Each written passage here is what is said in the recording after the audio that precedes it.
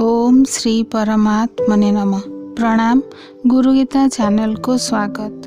पूर्व श्लोक रे निजर अवतारर समय विषय वर्णना करी एवं भगवान तांको अवतारर प्रयोजनीयता संबंध रे कहउछन्ति।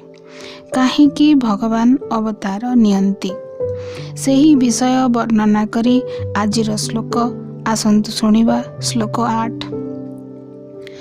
परित्राणाय साधूनां विनाशाय च दुष्कृतां धर्म संस्थापनार्थाय संभवामि जुगे जुगे। अर्थात साधु बा भक्त जनंकु रक्षा करिबा, पापाचारी मानंकु विनाश करिबा एवं उत्तम रूपे धर्म स्थापन करिबा निमित्त मु जुगे जुगे प्रकट हेउथाए।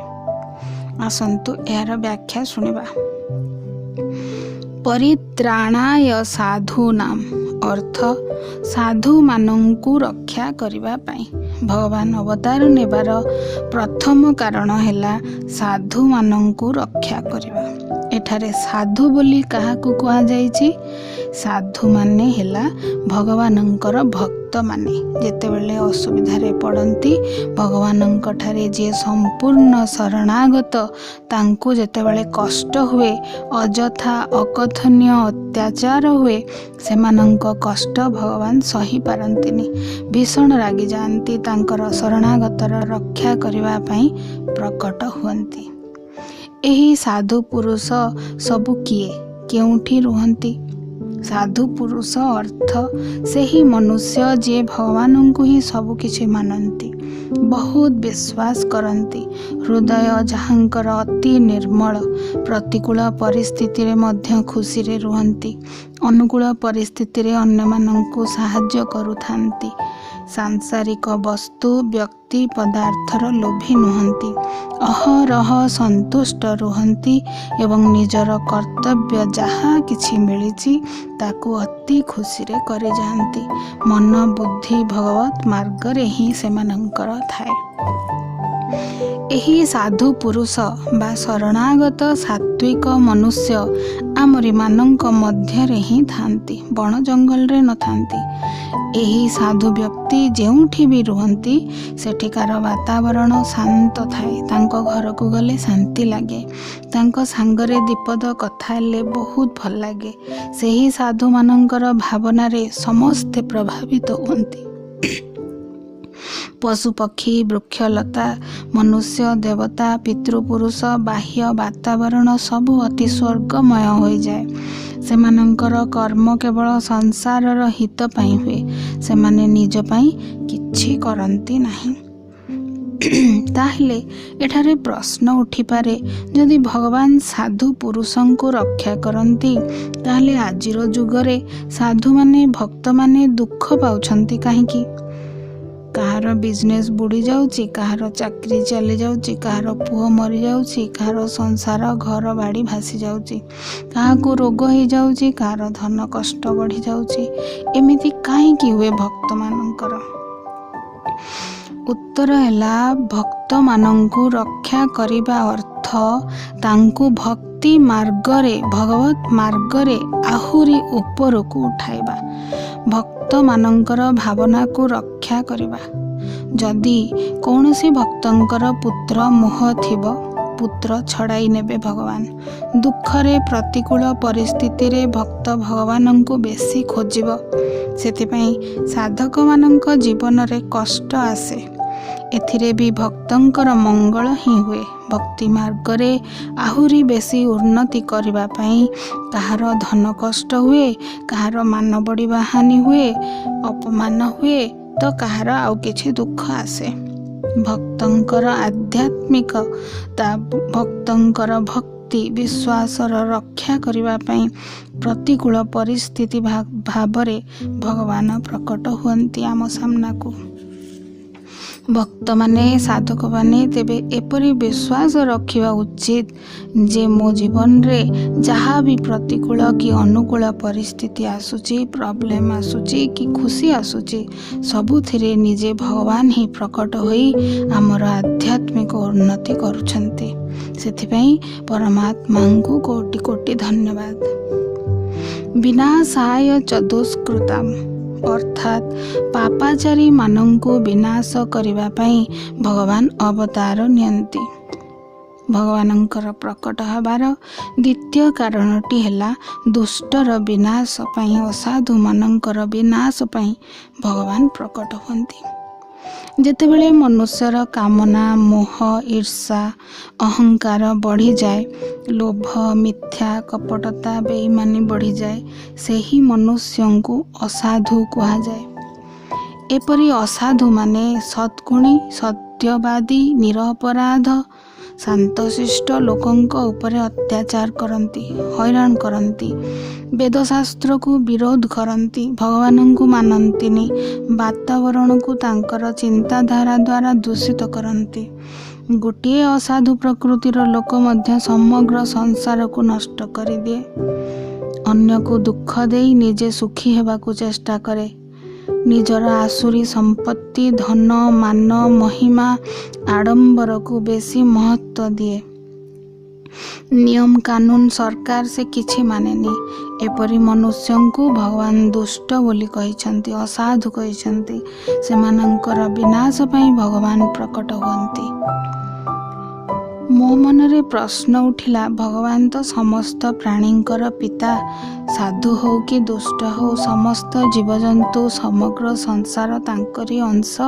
ତାହେଲେ ଭଗବାନ ଏଠି କାହିଁକି କହୁଛନ୍ତି ଦୁଷ୍ଟଙ୍କୁ ବିନାଶ କରିବେ ଆଉ ସାଧୁଙ୍କୁ ରକ୍ଷା କରିବେ? ଉତ୍ତର ହେଲା, ଯୋ ଅପରାଧ ଭଗତ କେ କରଇ, ରାମ ରୋଷ ପାବକ ସୋ ଜରଇ। ଅର୍ଥାତ୍ ଯିଏ ଭକ୍ତଜନଙ୍କ ପ୍ରତି ଅପରାଧ କରେ, ଭକ୍ତଙ୍କୁ କଷ୍ଟ ଦିଏ, ହଇରାଣ କରେ, ଭଗବାନଙ୍କର ସେ ଶତ୍ରୁ। ଭଗବାନଙ୍କର କ୍ରୋଧାଗ୍ନି ତା ଉପରେ ପଡ଼େ, ତେଣୁ ତାର ଅହିତ ହୁଏ। ଭକ୍ତମାନେ, ସାଧକମାନେ ପାପ ବିନାଶ କରନ୍ତି, ଧର୍ମର ରକ୍ଷା କରନ୍ତି, ଭଗବତ୍ ବିଶ୍ୱାସକୁ ବଢ଼ାନ୍ତି। ଭକ୍ତମାନେ ଭଗବାନଙ୍କର ସେବକ, ଅର୍ଥାତ୍ ଭଗବାନଙ୍କର ଅଫିସିଆଲ ଡ୍ୟୁଟି କରନ୍ତି, ଭଗବାନଙ୍କ ଆଦେଶ ଅନୁସାରେ କର୍ମ କରିଯାଆନ୍ତି। ଯିଏ ଏପରି ଭକ୍ତଙ୍କୁ ଟିକେ ବି ହଇରାଣ କରେ, ଭଗବାନ ତାକୁ ହଇରାଣ କରନ୍ତି, କଷ୍ଟ ଦିଅନ୍ତି।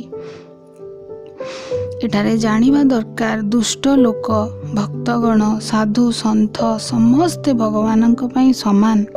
ପିଲା ଦୁଷ୍ଟ ହେଲେ, ଭୁଲ କଲେ ବାପାଙ୍କୁ ବାଡ଼ି ଧରିବାକୁ ପଡ଼େ, ଚାପୁଡ଼ା ମାରିବାକୁ ପଡ଼େ, ଶାସ୍ତି ଦେବାକୁ ପଡ଼େ, ଶିକ୍ଷା ଦେବା ପାଇଁ, ଠିକ୍ କଥା ବୁଝାଇବା ପାଇଁ।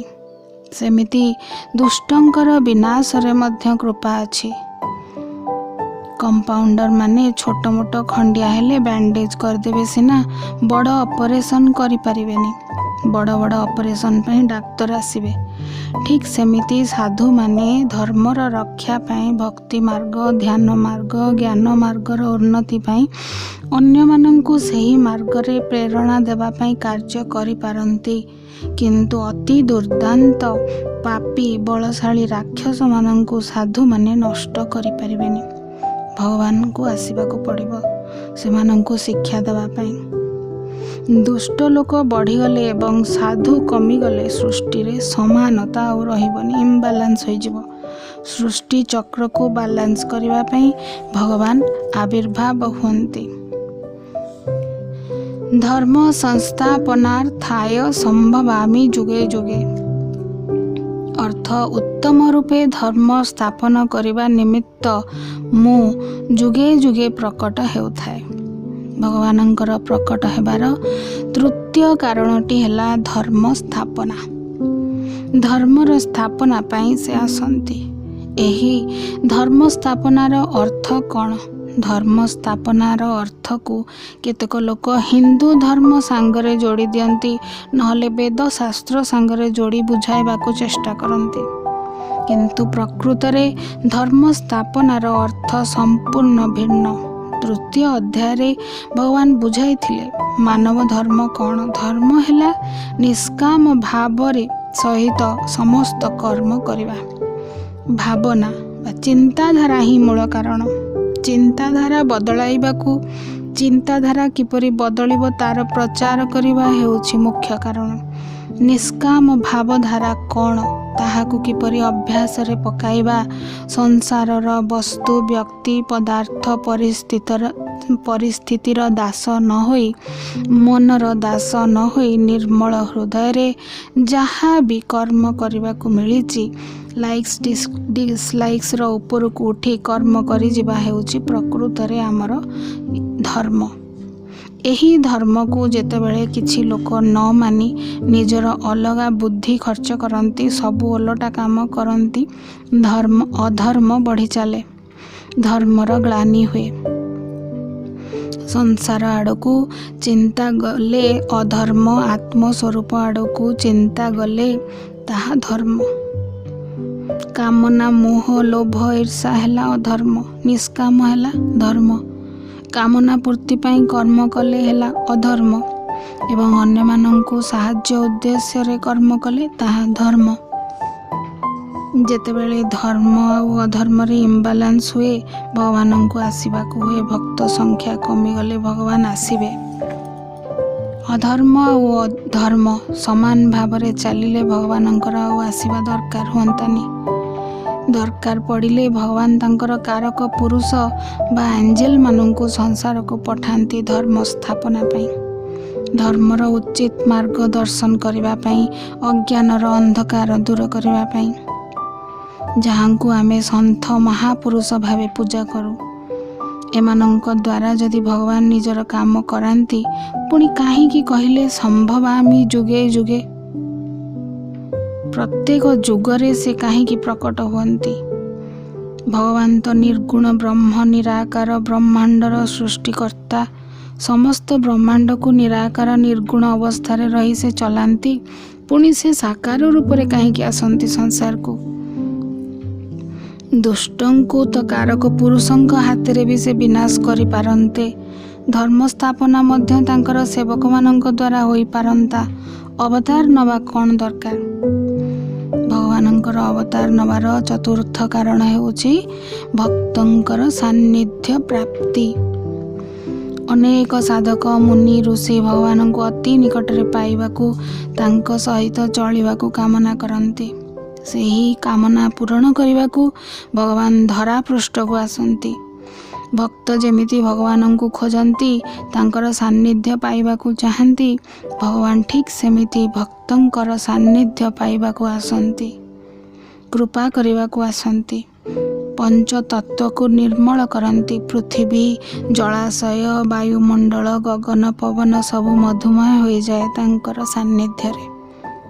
ଏହିପରି ଚାରିଟି କାରଣ ଭକ୍ତଙ୍କର ରକ୍ଷା କରିବା ପାଇଁ, ଅସାଧୁ ଦୁଷ୍ଟଙ୍କୁ ବିନାଶ କରିବା ପାଇଁ, ଧର୍ମ ସ୍ଥାପନା ଏବଂ ଭକ୍ତଙ୍କର ମନସ୍କାମନା ପୂରଣ କରିବା ପାଇଁ ଭଗବାନ ଏହି ଚାରିଟି କାରଣ ଯୋଗୁଁ ଅବତାର ନିଅନ୍ତି। ଆଜି ପାଇଁ ଏତିକି। ଓମ୍ ତତ୍ସତ୍।